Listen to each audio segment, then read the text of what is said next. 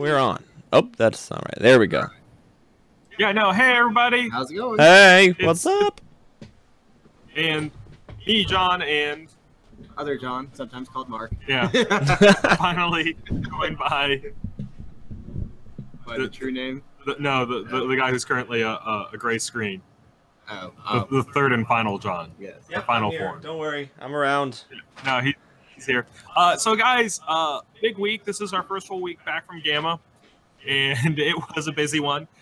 We had a lot of new releases and a lot of stuff to talk about in terms of things coming out in the future. So much. The big one is Legion's here. Yeah, finally here. Yeah, so it's been a long wait. We've known about this game for forever and a day, and it's now out. Yeah, things like the Walkers. Yeah. This looks so good. What, stolen Imperial technology? No. It's just Clone War technology. Yeah, I think Clone Wars. Republic yeah, technology, yeah. Republic technology. Yes, Old Republic. Just a bit. Yeah. Then we have speeder bikes. Yeah, so you can run into trees. Yep. I plan on doing that as much. Yeah. We also have. You can do a small group because. Yeah, but we got all these minis out.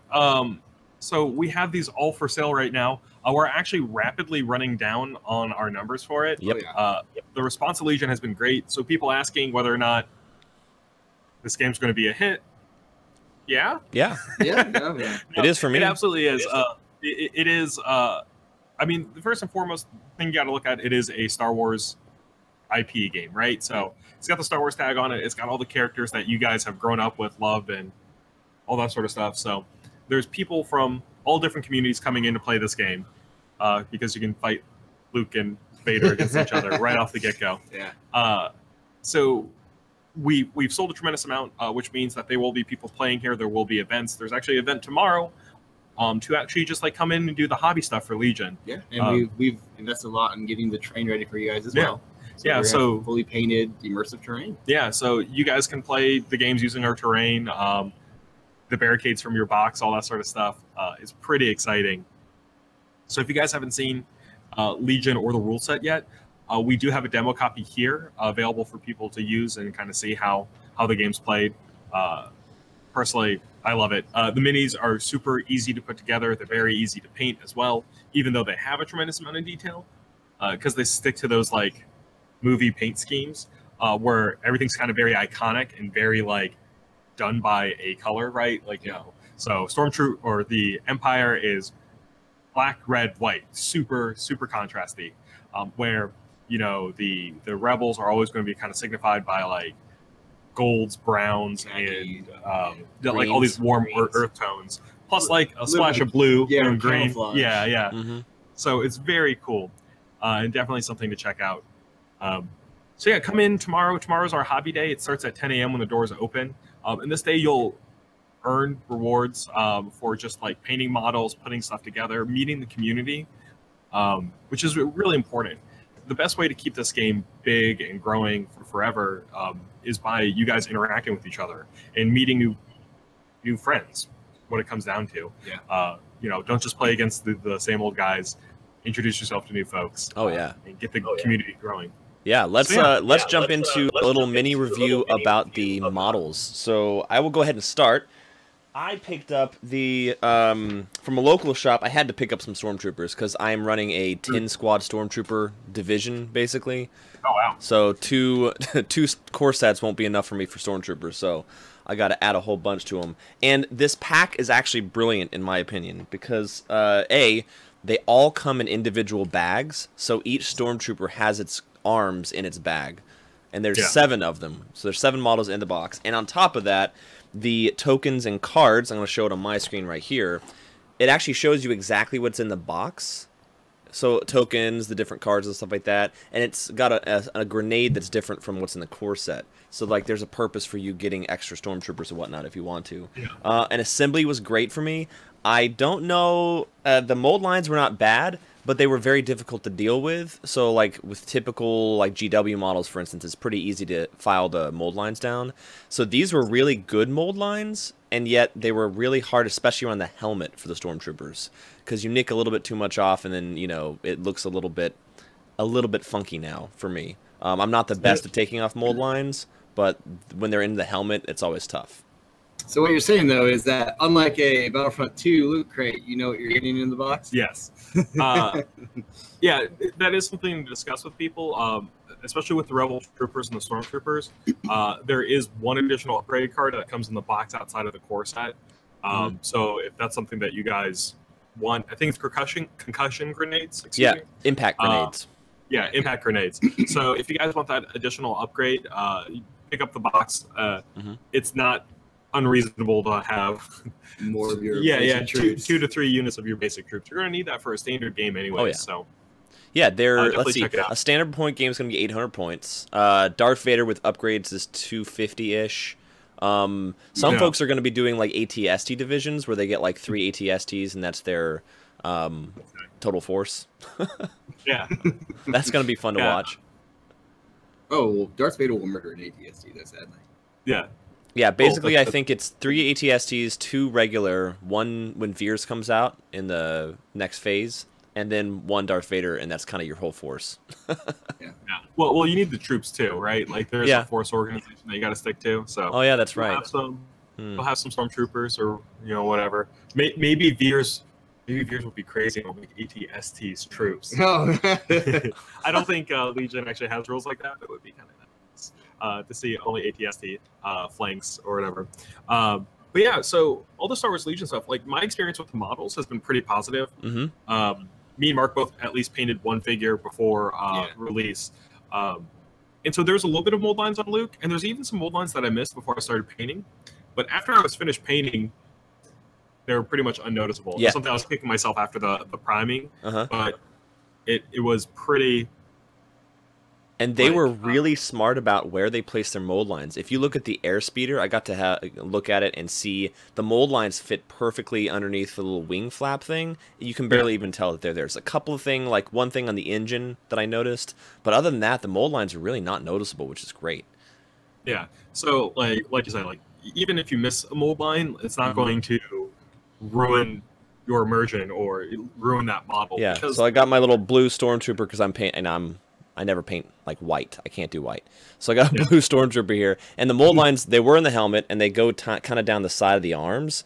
And then if they're in the arms, it's like they mold line on the corner of an edge, which is perfect because you don't really even notice it there. Yeah. It's great. So highly recommend these figures. And they're large, too. They really feel quite good. Yeah. Heavy. So the scale is fantastic on them. They did a really good job of, one, not only making the models like a nice size, but keeping all the vehicles and all of the additional stuff in scale with each other. So like Darth Vader does tower above Luke, you know, the ATST is the size of an Imperial Knight. It's just really great to see. Like it really, the world's really coming together. And with like the terrain and the boards that we're building up, like you should have this like super Star Wars cinematic experience every time you play, which I think is kind of the point of the game, right? You know, like you want to make sure that any Star Wars game you're playing feels like you're putting yourself in that world, especially a world that you have been exposed to pretty much. I think most of us our entire lives. So yeah, definitely. And it's cool. So you have 2 different crowds, and I talked to James, our Giga champion, about this. You're going to have the crowd like me, who's more into cinematic, kind of like big battles, just kind of fun. Not worrying so much about like exact unit compositions and stuff. Just get a whole bunch of stuff down and start, shooting away. And then you're going to have the more traditional FFG crowd, which is more with cards and make sure like min-maxing lists and very meta-oriented. I personally am just going to love having all of the different cinematic battles. Like indoor is going to be awesome. Yeah, I think it's one of those things where like, this is their 40K competition. And that's the same mentality that you see in the other big miniatures game, right? Like you have people that build lists strictly for tournaments, and then you have people that build lists because they have an idea of this narrative army that they have in their heads. And it's great to see that Legion's attracting that same like pool of players, so both the competitive and the narrative side of things. I wouldn't even say casual, because like these guys making narrative lists aren't always like fluffy lists that don't work well together. Like sometimes they just work perfectly, but they're usually there's an overarching theme to them, right? Like there's a thought behind everything in there from a story perspective. Like here's with the ATSTs. Yeah, exactly. So speeder bikes, just and that might be a very effective list, but it's a story-driven one. Yeah. Which is great to see. What would y'all like to see after Phase 1? Like, what was you thinking in terms of Phase 2? What would you like to see personally? So me personally, I would like to so I'm playing Rebels, 100%. I would like to see more non-humans. Yeah. Like, and I don't care if it's Wookiees or Ewoks or just more mixed squads like the normal Rebel troopers, where it's like, humans and non-humans interspersed together in a unit. I just kind of want that because with me, it gives me more painting options. Like I love painting, different types of skin tones and different styles of texture and things like that. So that's really appealing to me. And yeah, that's kind of like my big thing. I would love to see some Mon Calamari in the game. So like Admiral Akbar and his race, like, cause I want to paint like different, like, cause they have a wide variety of textures and skin tones just on their base, like body kind of And you thing. want to scream it's a trap at your Yeah. Like if he doesn't have it's a trap card, Can he like, place traps? That'd be funny. Initiative 1 Yeah. kind of thing, like for me, I know it'll never happen because it's just the scales. yeah, Too big. I want to see an AT-AT yeah. that you can use. so in this game. there's been a couple of screenshots of there's a battlefield which is a destroyed AT-AT that people are fighting over, which is nice. That's awesome. I actually like one of the Empire models that I would love to see are those like little drones that you see at the beginning of Hoth. Yeah. Probe droids. Yes. Oh, Tauntaun Riders. I want to see Tauntaun Riders. Yes, that'd be cool. Yeah. I would windmill slam that down. I think that would be a really fun thing to paint. But then, oh man, Empire would get Dewlap. Yeah. The giant like reptile guys from Tatooine. Kenobi.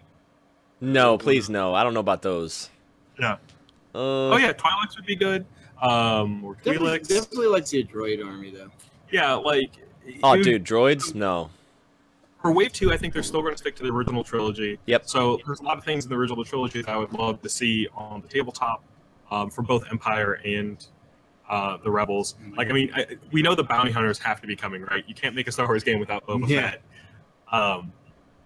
So that's all coming, and I'm interested to see how they implement them. Like, whether it's going to be part of the Empire solely, or if they're going to be like a mercenaries that like either side could hire out.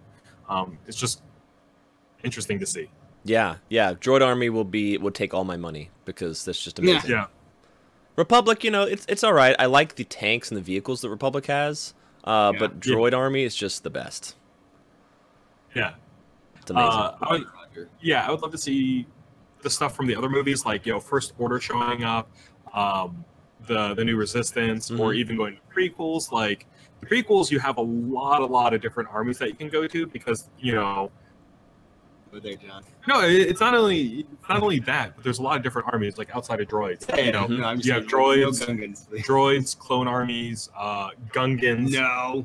Mon Calamari had its own fighting force. Yeah, like, that's at true. that point. Like, there's a lot of different nations that have their own like standing army as opposed to splitting to either Empire or Rebels at that point. So the prequels would be kind of neat to explore. I just don't know if Fantasy Flight is going to want to explore it for a lot of different reasons. And it might be a Disney thing. Disney might say, let's keep it, original up to the new movies. Yeah. Because it's a way to market the new movies. And things like Jason says Ewok gliders for the win. No, Jason. No Ewoks. No, I think Ewoks are going to be in the game, and they're going to be like the goblins, like the goblin army. Oh god. Like lots of like ramshackle stuff, things that maybe have random effects because it's Ewoks. Slings of accuracy +1. Yeah, seeing Jabba the Hutt, so I wouldn't mind seeing like a scoundrel army, having Jabba the Hutt being a commander, having those like Pigmen. Yeah, the pigmen. That'd be kind of cool. They do I don't remember the name of them, but someone will probably chime in on the live stream. But yeah, that'd be an interesting army to have as well. There's a lot, what is it? Almost 50 years of. Is it almost 50 years? 70s? Yeah. So 40 years of backstory. There's a lot to do. So yeah, a lot to cover, but definitely excited about all the stuff. I mean, these was fun to paint. Like I painted the base coat of this thing in 5 minutes, because especially Stormtroopers are easy. So if you're an Empire player, get an airbrush from Grex, the new line that we're getting. Yes. Painting the Rebels is actually not that difficult either, especially if you come in when you buy your Rebels, pick up the Army Painter like brown or desert primer. And what it allows you to do, you can prime it brown, hit it with a wash, and then you come back and you pick out the details. Like you can change the skin tone and like the straps and like the shirt and things like that. And the model really comes together very quickly. That's nice. People asked me if I was going to do a painting tutorial on it. It's possible. It's just been busy since we got back, so I haven't had a chance to actually like do any model work. Yeah, so how many core sets do we have left? We probably have 12-ish core sets left. Okay, not much. It's going quick. Definitely something for you guys to call in and reserve if you haven't already. Or if you're curious about your reservation status, call us during store hours and we will make sure that you are on the list, or we will put you on a list. Yes, the guaranteed way is our order form on our website, because that gives us an email, which is like a paper trail. It says you've emailed us at this time to reserve a copy. That's a super easy way as well, either calling or that. Correct. But if you guys message me or David or anyone else who works there off store hours, we can't guarantee you being put on the list because we're not here. Plus, I personally want to make it more of a system, so people know you can consistently say, if I want something, I go to the page for it. Yes. So that's a big thing. The pre-order page, we do have it on the website. We will advertise that more today through our Facebook pages, but that is the guarantee way to get things reserved for you because it gives you a paper trail. It gives us something to go back to and look at. And it's a great way to say, oh, hey, this guy pre-ordered this thing at this date, at this time. We have him at this level of the pre-order. So, like, your priority is different with that sort of stuff. So please pre-order. Get yourself on the list. Use the website. And speaking of the website, we have a couple of new features on there.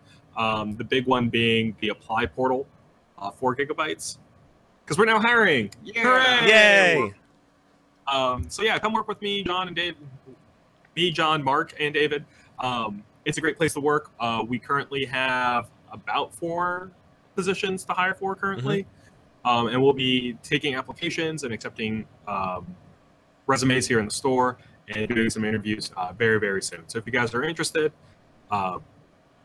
please contact us. Ask what positions we have available, what to apply for, all that sort of stuff. I'll put a link in here real quick. Yes, please do. We're looking at growing our staff because we learned a lot of cool things from Gamma. And one of those ones is more features of the store for you guys as customers. So that's something to look forward to. There should be a lot of things changing here at the store pretty soon in order to make your life easier and make our life easier. And everyone's going to have a great, relaxing, easy time together. Yeah, I like that. Yeah. We want, basically, if you have any questions, we want you to know that there's a place for you to find an answer for it, which is our goal. Correct. Yeah. Thomas, send me a message after the stream. I'll go over all the positions. I just don't want to take up a lot of time going over what we're hiring for and what we're looking for. Especially with all the GW announcements we got to talk about. Correct. Yeah, yeah. So first and foremost for Games Workshop that we want to talk about is the thing that's here for the weekend. Robot on robot action. Oh, so good. Robots, people. Yeah. So if you guys like robots, whether they're Xenos or Loyalist Imperium robots, we got you covered in one easy peasy box set. No, it's a fantastic box set. It's retailing at $160. So cheap. There's 2 new types of models in it. One for the Necrons and then one for the Imperium. They're clearly displayed on the box itself. So it's just the Cryptech, though, right? Yes, it's the Cryptech. So you get a new Cryptech in this box set for the Necrons. And he has a whole new suite of rules, which is really cool. The big one being that he can now fly around. Oh, geez. Because he's floating on the scarab. Yeah. He's surfing So hard. it's a Disco Zinchish kind of moment for the Necrons. So like the Cryptech is a great support HQ, and giving him the mobility to put him where you need him on the board is really, really strong. He's also a great looking model. You don't have to deal with fine cast anymore. You got this like super sweet floaty Cryptech dude. Yeah. Definitely something to look at. And the other ones are for the AdMech, which are the not just AdMech. Okay, Imperium. Yes. Yeah, so it's for the Imperium as a whole, because these guys, the Armature Knights, these are mini knights. They're un pequeña knights. I don't know the Spanish word for knights. I'm sorry. Chevalier? Perhaps. Yeah. So, anyways, French word? They're AdMech made. Yes. Chevalier is the French word for knight. Oh, that's right. Hi, Jim. hamburger. So yeah, the Armature Knights are mini knights. They are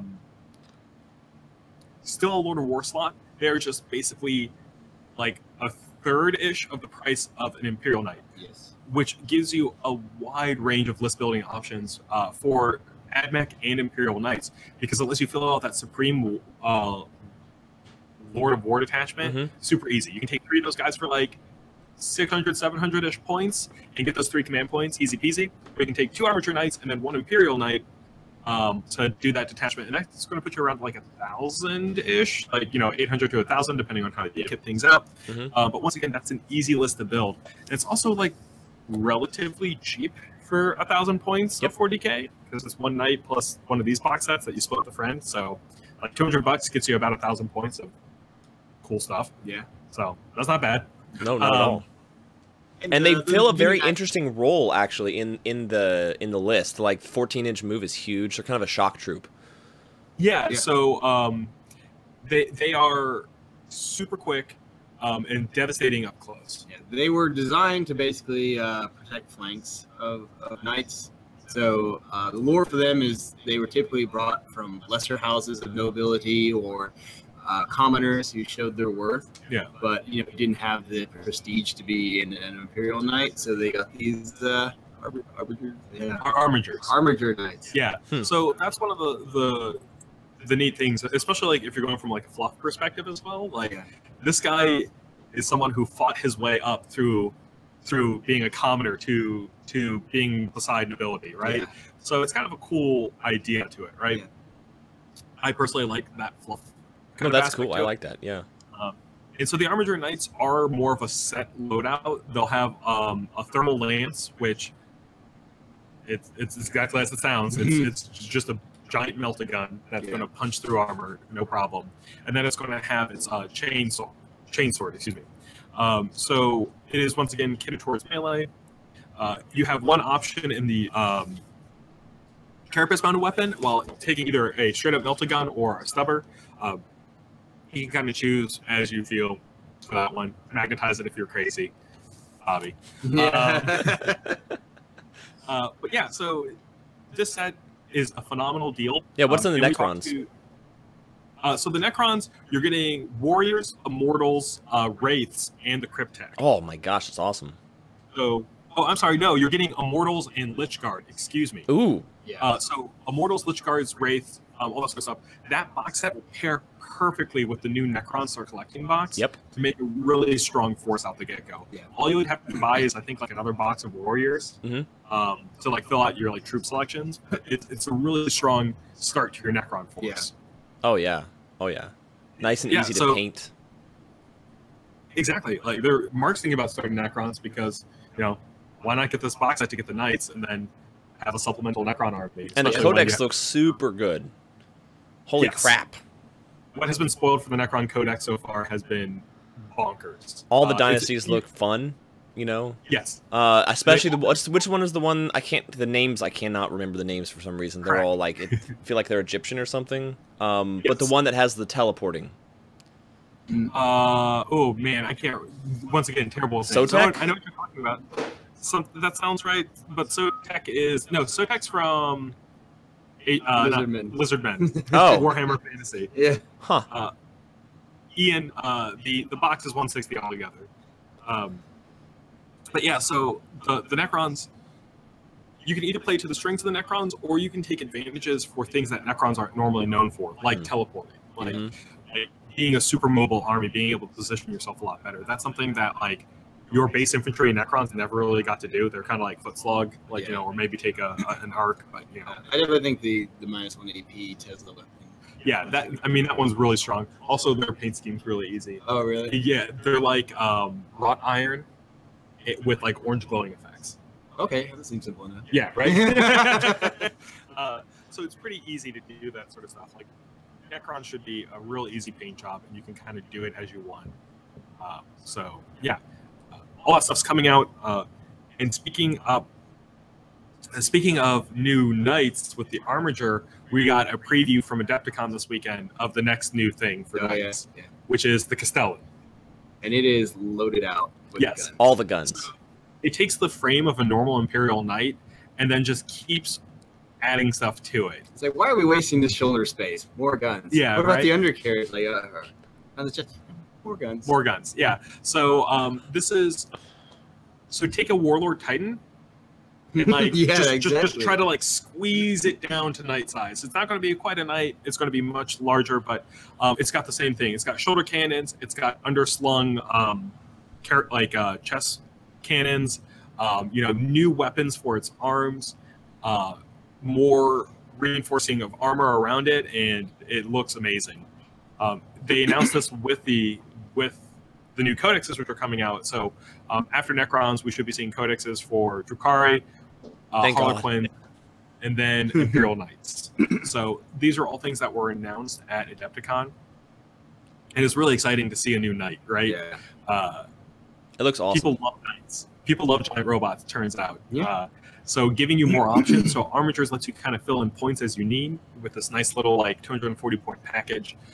It's very easy to just kind of like plop them into a list to fill up, like, you bring 3 knights. So like, oh man, I have like, a couple hundred points left over. Just put an Armature there. It'll be capped out at points.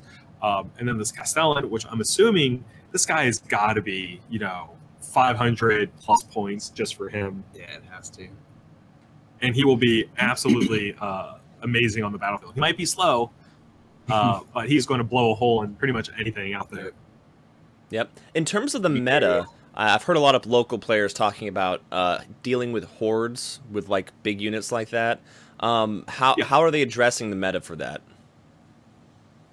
So I don't know how Imperial Knights itself will address that meta. I'm expecting, certain factions to always be weak versus certain things, right? Like if you're bringing 6 models to the table field, expect to have issues with swarms. You're closed. Who's that at the door? Yeah, solicitors. Oh, yeah. So yeah, definitely. Here, excuse me. Sure. Anyway, well, I actually thought the Knights in this box, I thought they had 3 loadouts. I thought I was told it was low range, mid range, and long range. Well, that's cool. Yeah, no, like John was saying, they didn't have a lot of loadouts, but maybe in the box it's limited, but or maybe I was just told the wrong spoiler for it. I don't know. But no. I was gonna say you should open it and find out, but that'd be up to John, I guess. Yeah. Yeah. But the Forge Bane looks to be pretty awesome. Like, I'm excited about it. Yeah. Because I like both AdMech and Necrons. I'm thinking, do I get Necrons now and see if anyone wants to split the AdMech with me? But then again, I still have tons of Legions to paint. All the Stormtroopers. Okay. Do you have any questions? Now, what, you're Imperial or Rebel, Mark? For me, I'm Imperial all the way. Nice. I definitely plan on doing all the Imperial stuff. I don't think I'm going to touch Rebel at all. Unlike John, I'm not interested in having all the diversification that the Rebels bring. I'm just solely going to go Stormtroopers. Oh yeah. For because Stormtroopers are xenophobic. Yeah. It's exciting. So the Necron Codex is next Saturday. Tomorrow is the Forge Bane. So you can pre-order the Codex for Necrons now, which is awesome. And then right after that, I guess, will be maybe what do you guys think? A Sigmar release for the next week after that? So that's a good question. We do know from the Gamma preview that there is a new Necromunda House Fansar. Yes. A new 2 new Shadespire boxes. Yeah. And those are all revealed first. So I'm assuming after the Necron release, we probably will see new Shadespire boxes or maybe the new gang, plus the new Blood Bowl gang. I expect them to kind of like release as previewed. So the rumors are pointing towards April 21st for being the release of the Endeneth or the Ideneth. What do y'all think about that? Because I think there's mostly positive, but maybe mixed reactions to it. Yeah, so a lot of people are expecting something a little fishier, like myself. I'm not necessarily disappointed. Like, the models are gorgeous. They did a great job of organizing and creating them and structuring them. So It is an interesting mix of models. Like, so there's very healthy models, and then we have those like weird alabaster white guys with no eyes. Yeah. And just works on them. So it'll be kind of cool to see what the background fluff is and how they kind of explain things all together with that. So it reminds me a little bit of like Norscan or Norse kind of mammoths and stuff like that, but in the sea, which is cool. Like, I could see more turtles and stuff like that. I would be interested to see like a great white shark or something. Absolutely. Like, that'd be cool. I'm not. So yeah. No, go ahead. With that, we have a lot of new stuff. Like the Deepkin coming out. We know it looks like there's like 4 characters for it. We have a guy with an octopus guard, a character, a female character, looks like a spellcaster. She's got like a little turtle floating around her, which I'm super excited about. A guy with wind chimes running in battles. Yeah, like, who needs wind chimes underwater? You don't know. Yeah, I don't. Yeah, so it's a strange new world. And then we also have a character on a seahorse mount, which is interesting. And by seahorse, I mean like a hippocampus from Greek mythology. So if you guys haven't seen hippocampus, just Google it. And then finally, there's actually a lot more characters than I thought. There's a guy with a cape of water, which looks really cool. It looks like he's riding a wave into battle. A lot of people are thinking that he's either Teclis or an avatar of Teclis. Ooh, that'd be cool. Yeah. Once again, we don't know until the fluff shows up for it. And we should be seeing more of that, and it should be spoiled through the Warhammer community sites articles or even through Mal Importance. Both of those are going to be pretty important to keep an eye on if you guys are interested in Age of Sigmar, because they've done a great job of expanding all of the background fiction for the game through those 2 things. Yeah. So it's really interesting to see how the game's growing. There's been a lot of focus on Order for this year already, so I'm assuming after these guys, we're going to see a lot of focus. We got a little teaser for Death. Yeah. Right afterwards. More focus on destruction. Yeah. Yes. All this stuff makes me a nerd. You go enjoy Disney. So, yeah. It's exciting. Definitely something to take a look at, especially with all of that sort of stuff. We are definitely looking forward to it. It's going to be awesome. Yeah, so what else? Anything else for 40K that was... Sisters of Battle. Yeah, so Sisters of Battle were finally confirmed that they maybe didn't have a plan for Plastic Sisters up until recently.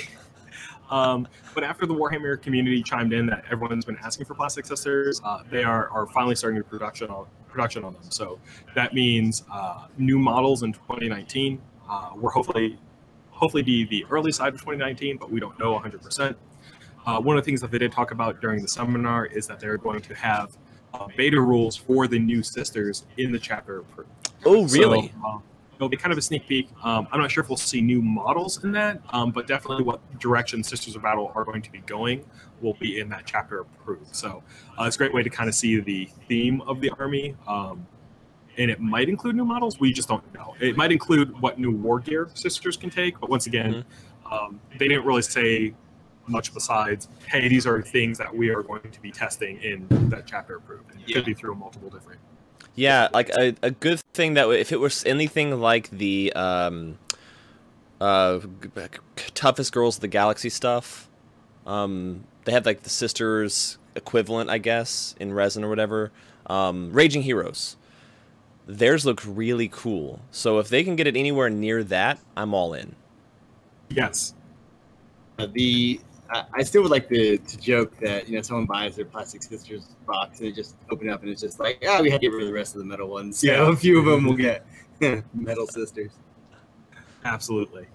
That's going to be great. Plastic. What do y'all want for those in the comments? What kind of units would y'all like to see? Like different new units, everything else redone from the old ones, like Seraphim and all that stuff. Oh, yeah. What would y'all like to see? Like, what would it look like to you? So put it down in the comments, and we'll read a couple off. So what Kaylee did say needs more slash. That's definitely looks like where the story is going. Between Daughters of Cain and the Ideneth coming out, it looks like the story is going back to a Slanesh revival. I just don't know what timeline that's going to be. Yeah. It could be this year. It could be next year. It could be. Well, yeah. Yeah, but considering how many, at least in the Age of Sigmar realm, how many elf souls escaped Slanesh, probably going to wake up pretty hungry. Yes. And also it's been talked around the fluff about how the Daughters of Cain have been not doing what they're supposed to and making Slanesh restless and, all that sort of stuff. So, yeah. I want my Emperor's Children for 40k, like a proper full faction for it. Because everyone else has theirs, right? Like you got Thousand Sons, you have Death Guard. Absolutely. So Thousand Sons, Death Guard, we're expecting to see Emperor's Children and then World Eaters coming out for them at some point. But we will definitely keep an eye out for that. Mm-hmm. So yeah, super exciting. Definitely something to look forward to with all this stuff. Nice. Any other releases y'all can think of coming up in the next couple weeks? Anything from Privateer Press? So Privateer Press does have a couple stuff coming out. Oh, sweet. We're going to start in April. I want to say we still have a little bit of Crix to go over. So a couple new Crix models. Then we should start seeing the Legion CID models coming out. And then finally, we're going to be moving into Man of Wars before the next faction of Crucible Guard arriving in July. So those are all things we're looking forward to from Privateer Press. They've been going through the CID and all that sort of stuff. So that's awesome. Looking forward to it for sure. Yeah, they just at Adepticon they showed off a new model for Crucible Guard. It's one of those like convention exclusive models. It's called the Rocket Girl. It's very reminiscent of like the illustrations on fighter planes and all that sort of stuff. Nice. So yeah, we have a steamroller coming up, right? Yes, we do. We have a steamroller. Actually, no, we just had the steamroller go through. The next big event is our terrain day this Sunday, where you can come in, build terrain, all that sort of stuff, which is fantastic. So, that's exciting. Yeah. And then tomorrow, as well as Legion Playday? Tomorrow, as well as Legion, we also have the Destiny Regionals going on here at the store. Oh, Destiny sweet. is the collectible dice game from Fantasy Flight Games. It has a huge following here at the store. And we'll be seeing a lot of people come in from all over the country to play in the regionals here at Giga-Bites. Even at someone at Gamma asked it, I was like, hey, you're having the regional, right? It's like, how might I come down? It's like, you're from St. Louis? And you want to do that? Okay, yeah. We make the drive up there for War Machine Weekend. Yeah.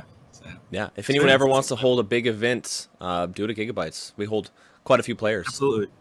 We do have the event space available to a lot of folks. Our events fill up relatively quickly. So if you guys are interested, once again, contact us at the store. We do have an application through the online apply portal, which is great. So yeah, definitely take a look at it. It's awesome.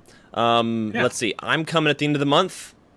Next Saturday, I'll be down all day on Easter Day. Do we have modified hours for Easter, or it's all normal?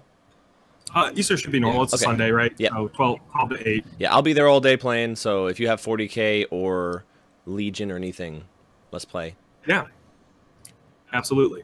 And then I want to do a May 4th cinematic movie battles day for Legion. I think that'd be fun. So I would like to do Scarif, Hoth, and Indoor.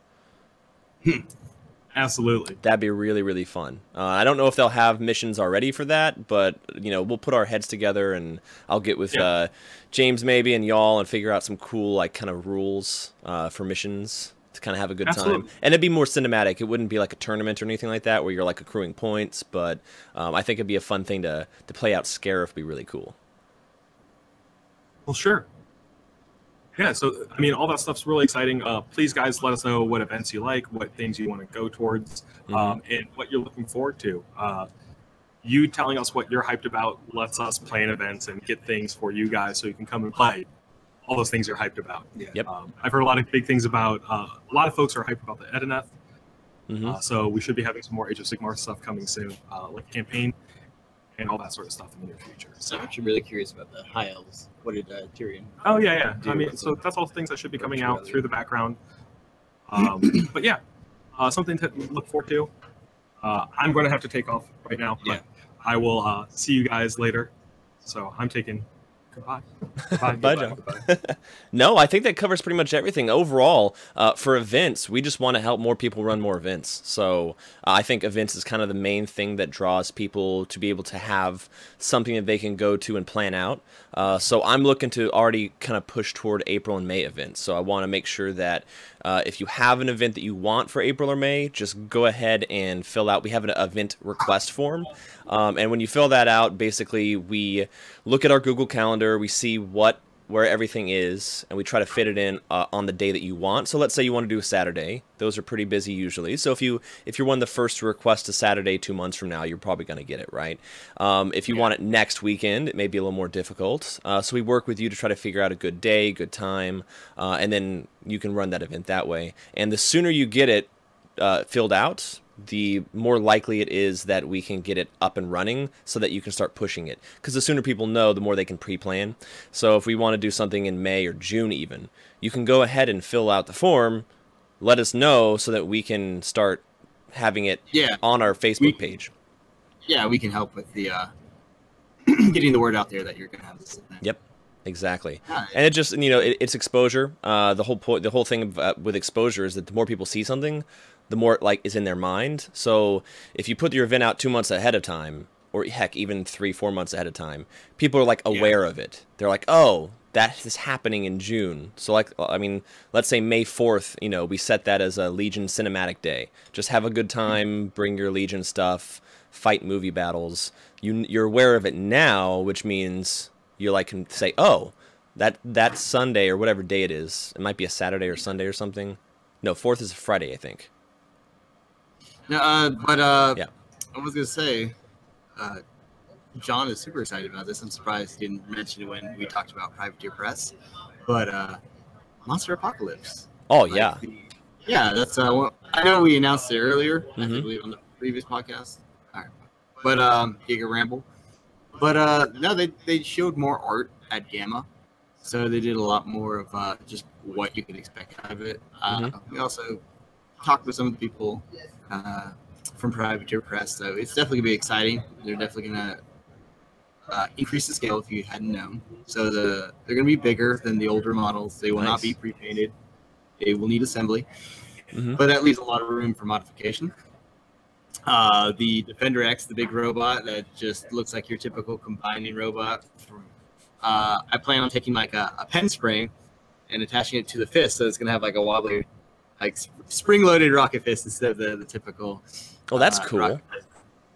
Yeah, no, it's just a simple modification I want to do. But no, it really opens up a lot more instead of just having to pull it out of the box, slap it on the table, and it looks exactly like your opponent's. Right, right. Yeah, I'm all about conversions and modifications. I love it. Nothing wrong with pre-painted. Like for X-Wing, it's great. You take it out of the box and you plop it down. Armada's the same way. No, but that's also X-Wing is also a lot of flat surfaces you see on spaceships, and so either just, you get the color on there, you make it look a little dingy, like Rebel stuff especially. You're just gonna get it washed brown, and you're good from there. Like, but this definitely takes it a step further. Now, Mark, how much airbrushing do you do, Mark? For me, so I bought an airbrush a couple of months ago, but the the seal on one of the valves needs to be replaced, so I still got to do that. But I've been too afraid to really touch on it. So I have it sitting on my table. I just need to grab the tools and actually repair it. That's really the issue I have. But until then I can actually start practicing airbrushing. Yeah. How, like, for when you're doing like large mechs, how do you go about painting the large surface? Because the biggest problem with large surfaces is it looks like the lines for your painting. Like, because I don't have an airbrush. Yeah. How do you deal with that?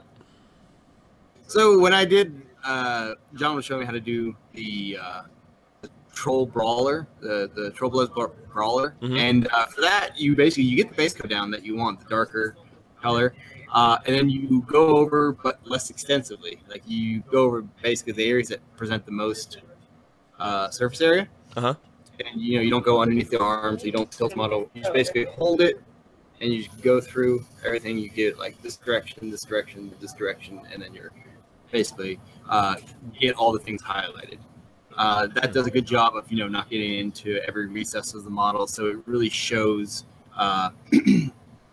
where it all is. Actually, I can grab it real quick. Yeah, yeah. Yeah, so the reason I asked Mark this is that, when you're painting like an ATST and you don't have an airbrush, which if you don't, get the Grex airbrush that we're getting in stock. Woot woot. But if you don't, for whatever reason, then that way you have a technique to paint. Because my big challenge when I first started was like I didn't want to get any large vehicles at all. So for dust, I avoided the Mao tank, which has a lot of surface area. Then there's also a bunker that I got. I forgot to get home. So no matter what, I was always like afraid to paint the large surface areas, but it actually didn't turn out so bad. No, it is an issue where I am typically, if I'm not 100% sure on how to get the best detail of something, I will put off painting it. And it's a fear of just taking away from what I already have done. I've had someone ask me for a commission to put a tattoo on the model. And I was like, I don't think I have the capability to freehand something like that to what I would be comfortable with. And if I would attempt to, I would cover up everything I had already worked on, and which means I had to start over with putting all the detail on the model. Like I had the skin just right, and I just didn't want to risk it. Yeah, what's your process and overall, like when you're painting stuff, like from base coat? Do you do the heavy metal painting method? What is the heavy metal? I mean, it's the GW method of base coat, wash, highlight, kind of thing. Honestly, it really depends. A lot of the times, I will. I'll obviously base coat it, and then I'll pick out certain areas. So I might like get the base coat, I'll paint the weapon, and then I'll wash the weapon. But then I'll immediately go back to the model while the wash on the weapon is drying and do like leather straps. It really just what suits me, what paints I have out. Do you like to? So you like to do the details first? It depends how detailed. If I have a chance to paint over those details when trying to get something else done, I'll postpone it till the end. But sometimes if it's like I've already done the hair and then they have something else in the hair, then I will just go straight for finishing the detail that's in the hair. Okay, nice. And then when you approach a model, let's say you got a Stormtrooper here, like you would literally do like the I guess pistol holster he's got, and then the rifle, shoulder pad, and then go to the armor? Yeah. Okay. Things like that. So I have a clear definition of where everything else goes. A neat technique you can do to make detail that might be hard to stand, it's harder to make stand out, show up, is use zenithal highlight, which is you start with, it doesn't always have to be black and white. Matt Blaisdell, who apparently already has an 800-point army for Legion painted, he's a beast. Just goes, oh yeah, he is. But he goes gray, and then he goes white. And yeah, and zenithal highlight is basically just spraying at it from an angle. So you have the base coat all around, and then zenithal you just spray. Just like with I was describing with the airbrush, you do that. But to less of extent, you only want the downward like 45-degree angle. And then what that does is it makes a lot of detail show up. Do you ever do that with a spray can, or you prefer an airbrush to do that? I've only done it with the spray can so far. Okay. Nice. But it is doable because it's just about holding the model at a distance and doing it. So you have that less concentration of the color you're spraying on there, so it only sticks to what it can reach. Right. And so it makes a lot of detail pop. Oh, that's cool. Nice. Yeah. Nice. And in terms of brushes, what are your favorite brushes you use? So I have a pair of Raphaels that I use for most of my work, and they're the ones that I baby. I have a brush soap for when I'm done with that, and that's great for keeping the point from fraying. And also there's brush cleaner, which is I believe in like an acetone mix, and that just eats all the paint out of the bristles. You definitely want to make sure you're using natural hair and not synthetic. Yeah. I ruined a synthetic brush that way. Yeah. Read the Because, fine print. yeah. You get definitely a thing you need to be careful about. But the brush soap will work for the synthetic, Mm-hmm. And so it's going to be an important thing to Yeah, so I've noticed, like, with the GW brushes, which are great in general, but especially their layer brushes, and then the, I can't remember the name of it, it's got a special name, I guess it's the Tiny Detail brush. That's all sable. Like, that's the nice sable brushes. And I feel like it might be the same that's in the Kalinsky sable. Not Kalinsky, oh my gosh, Winsor Newton. I feel like it might be Artificer. Artificer? I don't know how to pronounce that. Yeah, Artificer brush, but that one is amazing. I've had that one. I've gone so many details, and every time you get it back to a nice little point. But the base brush has really taken a lot of abuse. I don't know if it's that just moving over the texture of the model or not. I figured that's what it is, but my base brushes just don't last. So a lot of times I would definitely try getting some brush soap and brush cleaner. That helps a lot, because what you can do when at the end of the day you take the brush soap, you get some on the brush, and you just basically pull it straight again, and you can store it that way, and it frays a lot less. But another thing I would recommend as far as all the brushes go is just have brushes you're willing to throw away. Right.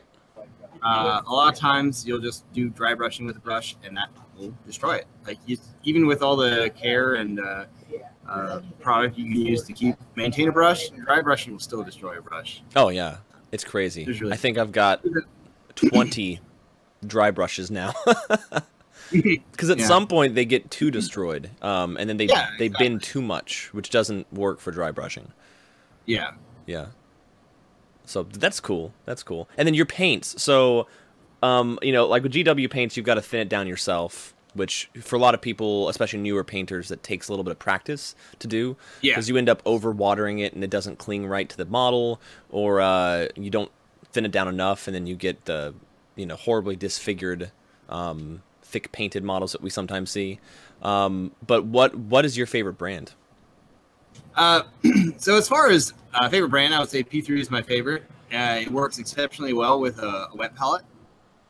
So for those of you that want an easy way to thin down paints, a wet palette is key. And you can make one at home. You can take a little Tupperware container, put a kitchen sponge in it, and then throw in a layer of parchment paper. You don't want waxed. Waxed paper will prevent that water from seeping through. But parchment paper soaks up enough water to where you're easily keeping your paint wet. It thins it down just right, and then it allows you to actually keep it from drying out too. For those that don't go straight from the bottle, you'll have your paint last a lot longer with a wet palette, especially if you're mixing paints. If you put in a wet palette, you can actually, like, a lot of them will seal. The P3 one is an excellent choice if you want one from a hobby supplier, but you can actually just close it, and what will happen is I'll come back a day later, the sponge still has water on it, so I can use that paint that I set up yesterday and keep going with it. It's great. Yeah, you're talking about the Stay Wet? Yeah, yeah, it's a brand, it's STA-Wet, I think. How it's spelled. I have one myself. They have their own paper, but I feel like it's a little bit too thick for the acrylics, so I just use parchment paper. Yeah. And so that's actually a double-edged sword as well, because when I use a parchment paper, it ends up soaking through too much water, and it kind of waters down my paints a little bit too much. And then it's how much water you add to the sponge is important. Right, right. Because it's meant to keep it wet, but if you get it too much, then you end up completely, because the parchment paper will absorb the acrylics as well. So you've either got to put a lot more acrylic than you think down onto it, which for GW is fine. That's okay. But for already thin paint like MSP or P3, I find sometimes if I have too wet of a sponge, it'll just way too thin. Yep. Now I've noticed something, Mark, and maybe you can help me with this, and maybe y'all watching. The arms of my Stormtrooper, I don't know if the plastic resin mix that is the Legion models, should I have maybe washed it in soapy water and then gotten the releasing agent off? Like, I can't tell if there was releasing agent on it before I primed. But then when I put the paint down, it literally did the whole, like, soak back up thing. Oh. You know what I'm talking about? And I wasn't expecting that because when you prime, you'd think, oh, it's going to stay in the model just fine. And then it didn't. I haven't experienced that yet. Okay. But I would definitely take a picture and post and ask about it. Yeah, it was just on the arms of my Stormtroopers. So maybe if anyone in the comments knows or has experienced that with the Stormtroopers, like the bodies were fine. Like it painted on nice and easy. And then the moment I did the arms, any of the arms and all of the arms, they kind of doesn't cling to the arms, which is weird. Yeah. I would definitely I guess pose that question on the forums. Maybe other people have had the same issue. I haven't opened my box of Legion yet, so I'm not certain with what issues might arise from that. Yeah, I've got to applaud Fantasy Flight for how they packaged it, because having everything in an individual bag, I had everything assembled within like 2 minutes. Yeah. Because oftentimes, like with GW, it's great that you can take things off sprues, but just to be able to throw it down on a thing and start painting it, and I primed it, assembled and primed in 5 minutes. And then I waited 10 minutes to dry, and I was already painting it, which is great. So, good job, FFG. Yeah, we are at 12 o'clock, so we're opening up the store. Oh, yeah. So All right. Mark, have a great day. Everybody, pick up your Forge Bane. If you haven't pre-ordered it, pick it up tomorrow, and then get your Necron Codex next week, and then we'll keep you guys apprised of the Drakari thing, which is coming out probably in a couple of weeks. Maybe 3 weeks, 2-3 weeks. And other than that, just have us on notification. So it's called Notification Squad. So put us on notification, our page. We try not to post more than like 2 or 3 times a day. But sometimes on weekends we do because there's a whole lot of things coming out. But have us on notifications so you can see what we put out there for you guys. And thanks. Have a great day, everybody. Have a great weekend, guys. Bye.